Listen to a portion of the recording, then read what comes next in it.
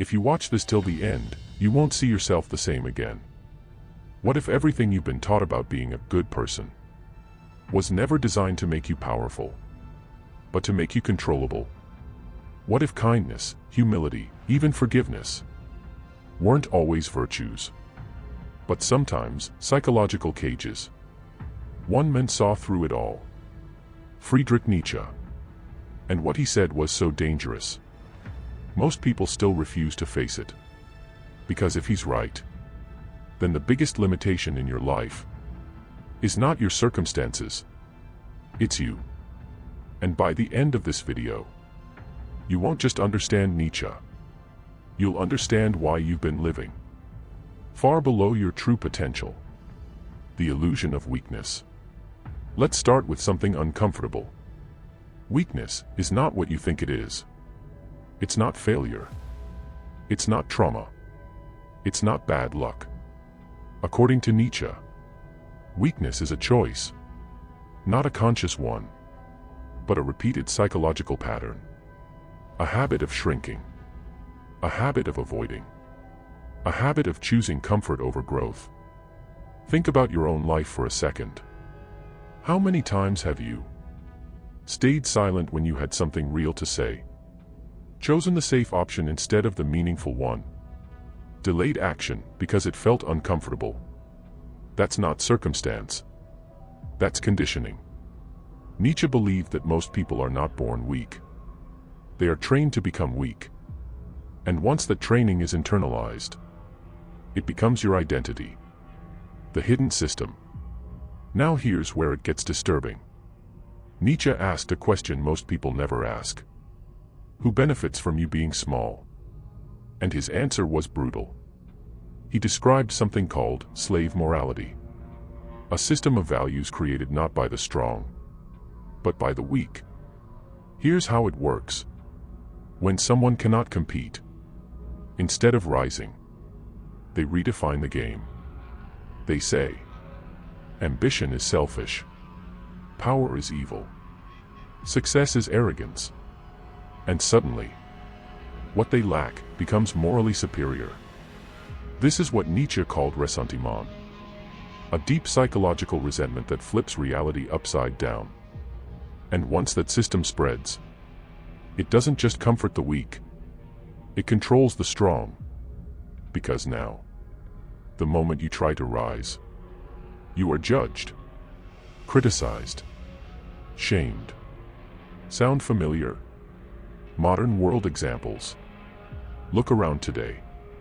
Social media, work culture, even education systems. Notice the pattern. Playing safe is rewarded. Standing out is attacked. Victimhood gets attention. Excellence gets labeled toxic. Be honest. Have you ever held yourself back just to avoid criticism? Have you ever filtered your personality just to be accepted? That's not coincidence. That's the system working exactly as designed. Nietzsche saw this over a century ago. And today, it's stronger than ever.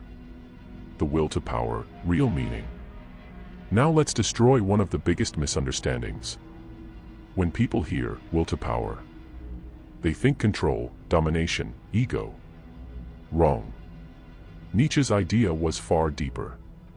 The will to power is not about controlling others. It's about mastering yourself. It's the internal drive to grow, evolve, push beyond limits, transform pain into strength. It's the force inside you that refuses mediocrity. The part of you that says, this is not enough. And here's the truth most people avoid. You feel that voice, but you ignore it. Because growth is uncomfortable. And comfort is addictive. Weakness isn't failure. Weakness is choosing comfort over your own evolution. The herd mentality. Nietzsche had a word for society. He called it the herd. The herd doesn't think. It reacts. It follows. It conforms. And most importantly, it punishes difference. the moment you think differently, act differently, dream differently, you become a threat. Not because you're wrong, but because you're unpredictable. And society fears what it cannot control. So what does the herd do? It uses judgment, shame, social pressure to pull you back into line. And most people submit, not because they agree, but because they're afraid to stand alone. The real cost of fitting in. Here's the part no one talks about. Fitting in has a cost. A silent one. Every time you ignore your instincts. Every time you suppress your ambition. Every time you choose approval over authenticity. You lose a piece of yourself. Slowly. Quietly. Until one day, you wake up living a life that doesn't even feel like yours. Safe. Yes. Comfortable. Maybe. But meaningful. No. And deep down, you know it. The upper mensch, your highest version. Nietzsche didn't just criticize. He offered a solution. A standard. Something higher. He called it the Übermensch. Not a superhero. Not a perfect human. But a person who refuses to be shaped by the herd. Someone who creates their own values, defines their own success, lives with radical authenticity. The Übermensch doesn't ask, "What will people think?" They ask, "What is true to me?" And then they act on it. Even if it's uncomfortable. Even if it's lonely. Even if it costs them approval. Because they understand something most people don't. Freedom has a price. And most people are not willing to pay it. A more FATI, love your struggle. Now comes the mindset shift that changes everything. Nietzsche called it a more fatty, love of fate. Not tolerance. Not acceptance. Love. It means everything that happens to you is not a problem. It's material. Pain. Material. Failure. Material. Rejection. Material. Instead of asking, "Why is this happening to me?" you start asking, "How can I use this?" This is where real power begins. Because now, nothing can break you. Everything becomes fuel. The digital trap. If Nietzsche thought society was controlling in the 1800s, imagine today.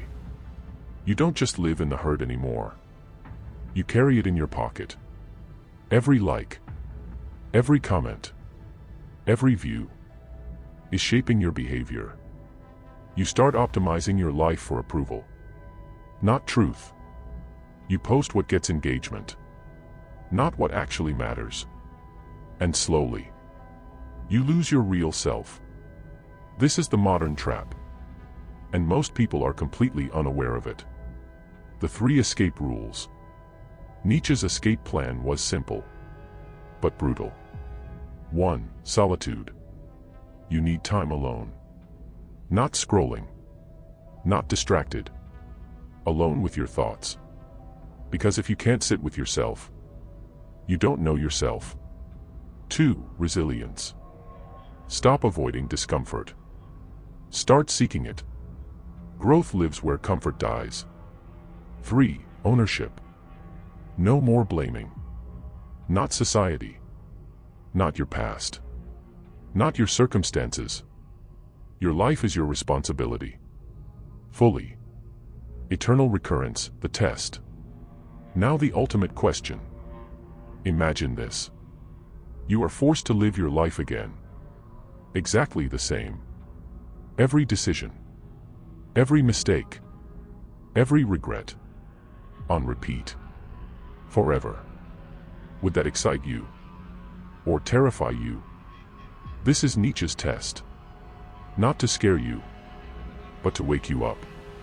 Because your answer reveals the truth. Are you living or just existing. Final impact. Here's the truth most people will never accept. Weakness is not your past. It's your pattern. And patterns can be broken. The real danger isn't failure. It's never discovering what you're capable of. The real abyss is not outside. It's the gap between who you are and who you could become. Nietzsche left one final command. Become who you are. Not who they expect. Not who they approve. Not who feels safe. Who you actually are. And that journey doesn't start tomorrow. It starts the moment you stop watching and start acting. So ask yourself, when does your real life begin? After this video ends, do one thing that scares you. That's where your real life starts.